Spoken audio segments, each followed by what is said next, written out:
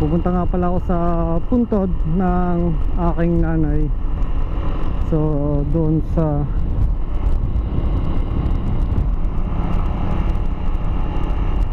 Alfonso.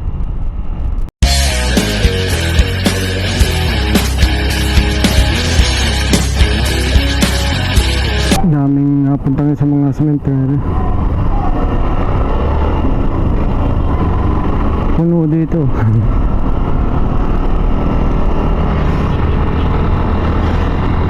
Sana may maayos na parking sa bayan Alfonso sa ating kukunin para hindi mahirap sa parking. Pupunta nga pala ako sa puntod ng aking nanay.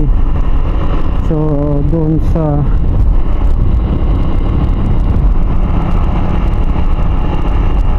Alfonso.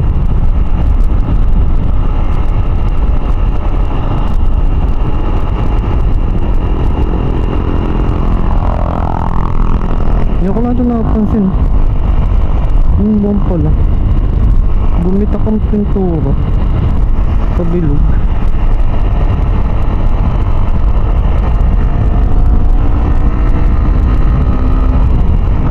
Nabit ako.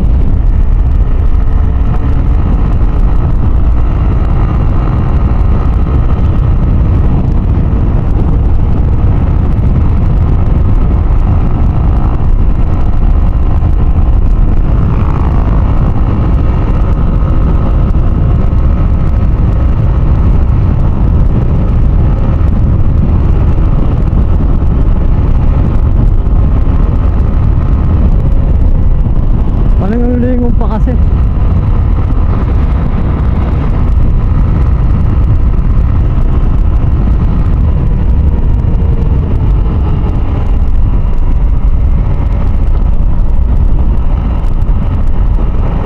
So yun, di ba napapansin nyo na papalit-palit ako ng helmet. So hindi naman ibig sabihin na papalit-palit ako ng helmet lahat yun ay binili ko ng brand new. Hindi po. So para lang sa kalaman, isa lang yung brand new helmet na binili ko, which is itong KYT. Yun lang yung brand yung binili ko, almost 5K. Kasi kung siya may sukli lang akong piso nung binili ko. Tapos yun nga, the rest na ay itong Evo tsaka yung LS2 ko ay second hand ko na siyang binili. Pero second hand na hindi naman siya overuse. So nagamit siya pero hindi ganung gamit na gamit. Nako lang siya, natambak. So ginawa ko katulad nito Evo na suot ko ngayon na binili siya ng may-ari ni PJ. Binili siya tapos hindi naman nagagamit. Tapos kung sinisilo na yung nagamit yun, kaya nagkaroon ng gas-gas, mga scratch, kahingiram. Tapos hindi maayos yung pagtatabi, kaya nakagasgas. So nung nakita ko, tinanong ko na agad sa kanya kung ipagbibili. So sakto naman ipinagbili at binili natin. So hindi naman ganong pricey yung helmet na to. So, tapos itong LS2 ko naman ay yun din, second hand. Pero kung siya, isang beses lang nagamit. Tapos pinagbili niya at magkukan siya, magbibili uli ng bag ng ibang helmet. So nakakita siya ng mas maganda, kaya ipinagbili niya itong LS2.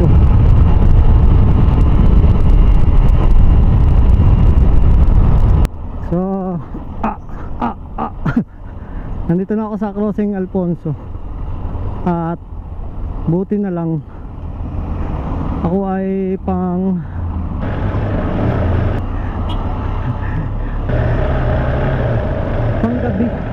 So pasok ko yung mamaya pang 6:30 ng hapon. So kaya makakapunta pa ako dito sa puntod na aking nanay dito sa Alfonso.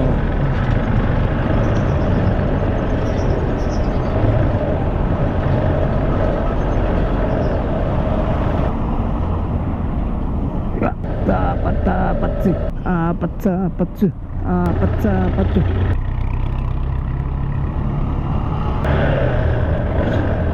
Oh.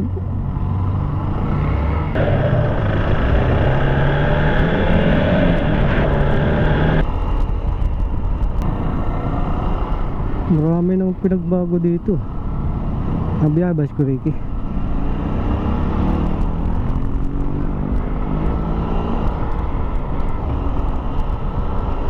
Top box ni Kuya Pilipit na. Sa sobrang bigat ng top box, yung pinaka bracket niya gumagalaw. Tingnan nyo, pag kumakalog yung top box, nagalaw yung bracket. Malamang sa malamang mapuputol na yan. Oh.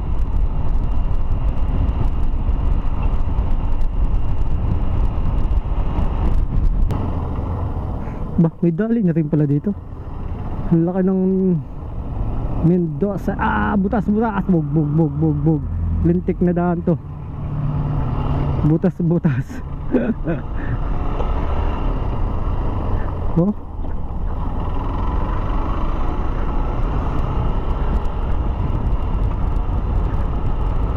Mamaya sigurado traffic dito.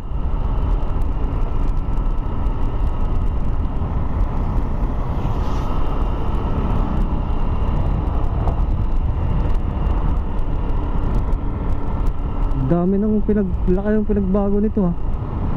Ng manggas. Nawala na yung gasolinahan din eh. Matagal ko nang hindi nakakagala dito. Ang dami ng pinagbago ng lugar. Yung dating gasolinahan doon nagiba. Sakto. May dito, may rusing madadaanan. Tingnan natin kung bukas.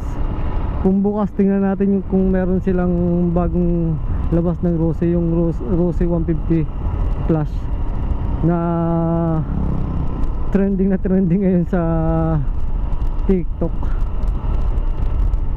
Tingnan natin kung anong itsura niya sa personal, kasi puro TikTok ang nakikita ko lang eh. Tingnan natin sa personal.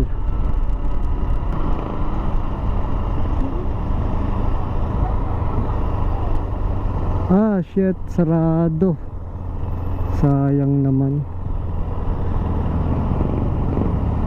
Ang iba kasi bukas, kaya akala ko Event Place, Habana Event Place Resort and Restaurant. Mag one way kaya dito.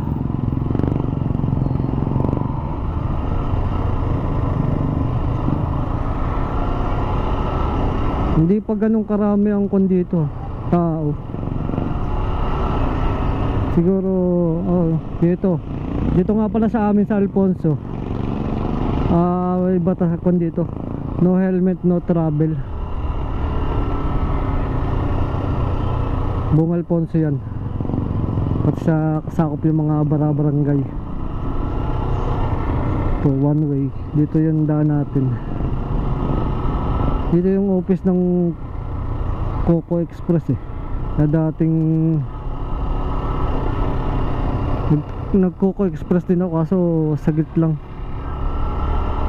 Ang hirap din pala. Kala ko magiging hawak ko yung oras, hindi rin pala. Mawakon din pala nila. By command din nila.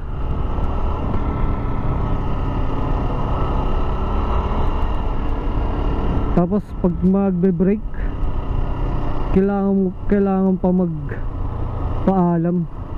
Pag kakain ka lang, kailangan mo pa magpaalam sa kanila. Tapos pagka nag-off ka ng apps, maya't maya contact sa iyo para i-update ka na mag-online sa kanilang apps. Kaya yun din ang inayawang ko sa kanilang sistema.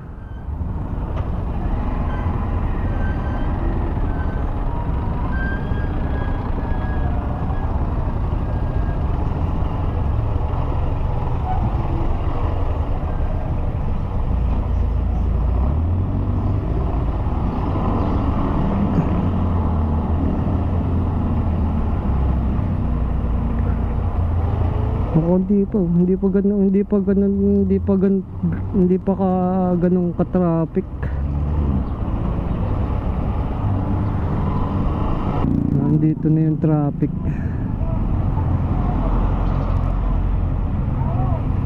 Kasi yung iba nagbababa sa gitna ng kalsada.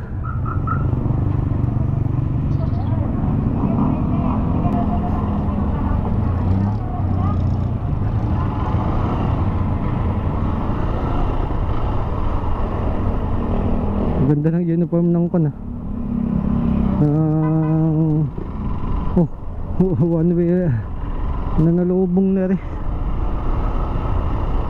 Hahanap tayo ng mapaparkingan with parking fee dito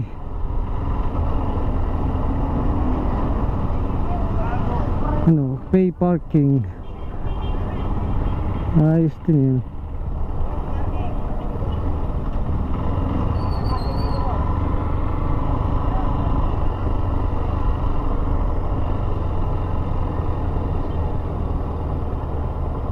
Ito mo, parking 30, paparking ka lang 30 pesos na.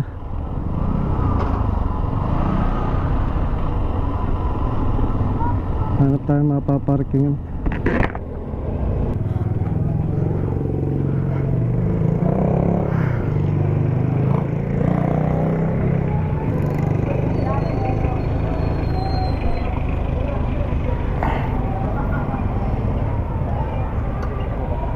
Thank you.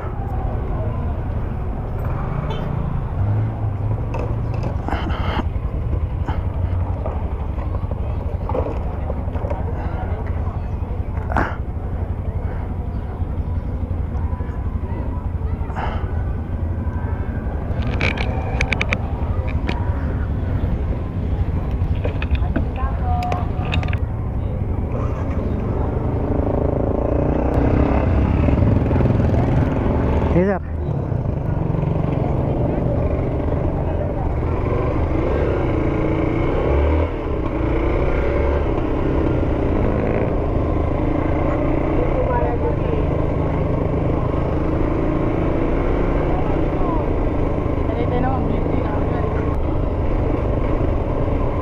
Swerte ng mga may kanya ng parking dito. Buhay na buhay. Ilang araw yan sigurado. Sa 30 pesos ilang sasakyan ng hindi lang sasampu sa maghapon yan. Kaya buhay na buhay ang negosyo.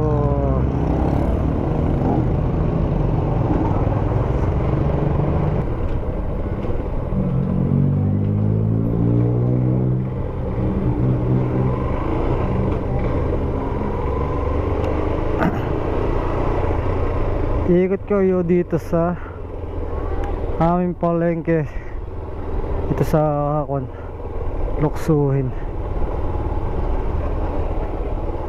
Ang kabilang side ginawan kaya pala nilagay sa kalahati ng karsada. Yung dating gulayan ay ni-renovate, pati kung pala ito, pati yung isdaan Hindi muna nilagay. Sarado pala ito. Kasi dati lusot ito eh, ikutan to. Eh nire-renovate niya.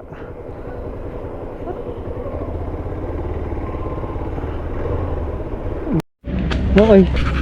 So nalobat yung aking tong front cam. Yung pinaka main cam ko nalobat, kaya hindi na ako nakapag-video masyado. Kaya ito na ang gamit ko, yung secondary cam ko.